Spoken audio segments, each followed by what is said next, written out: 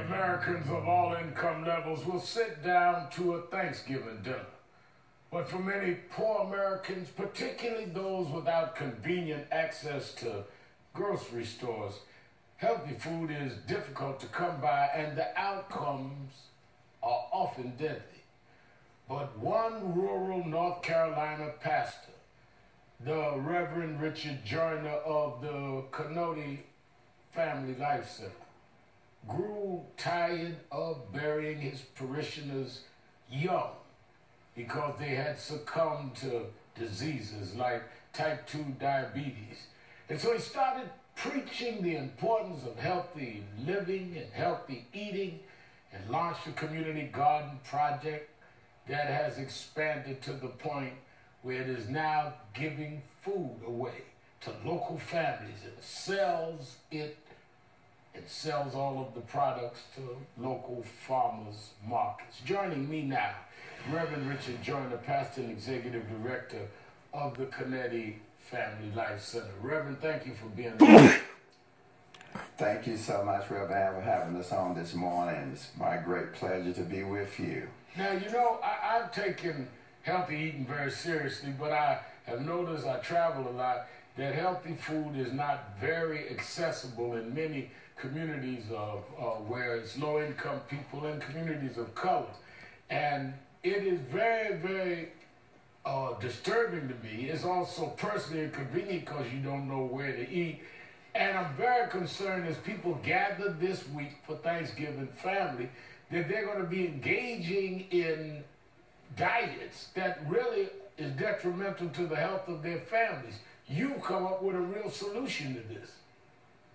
Yes, you're so right. And Reverend Al, we're so happy because we have been able to transform these places of crisis into places of power, to make affordable food accessible to all of our congregation and community, and also to put food in the market to reinvest back in these communities. And so we're real excited about being able to really manage our ways out of these crises and provide food where our youth is active, our intergenerational process is rolling. And I can tell you this morning, my best sermons are preached out in the garden.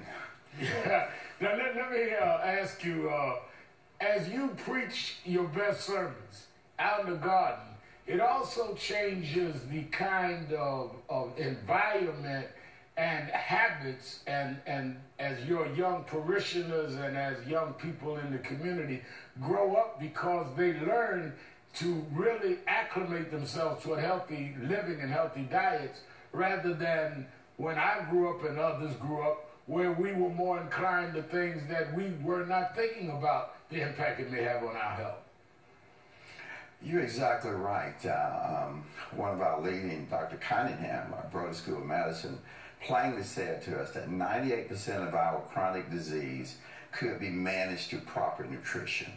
And so really that engaged us to say, look, the cure that we need is here in the soil. We just need to join in with it and become healthy all over again. So a 21-acre garden that started out being just a vacant piece of land have now become a productive role in our community, and have united our youth in after-school summer camps.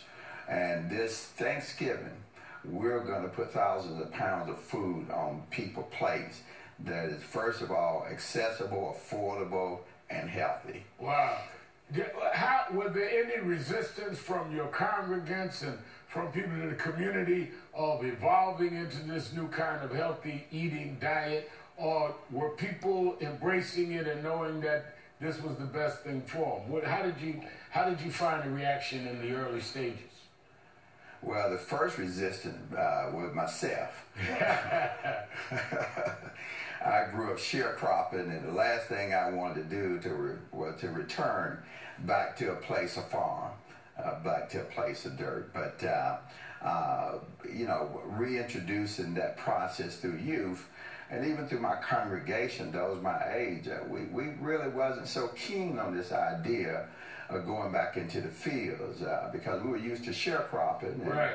what we grew in the fields that normally end up on our plates. But you know, a lot of prayer and a lot of God began to help us to be obedient, and we really saw the impact through our children. We were able to afford our summer camps. We were able to put food on our tables. Our youth became excited about it. Wow. Got into beekeeping, and there were 200 beehives and beautiful opportunity for Master Gardener, Mr. Hines, to teach our students how to become beekeepers and putting it in the markets. And so now, all right. Well, that's a wonderful.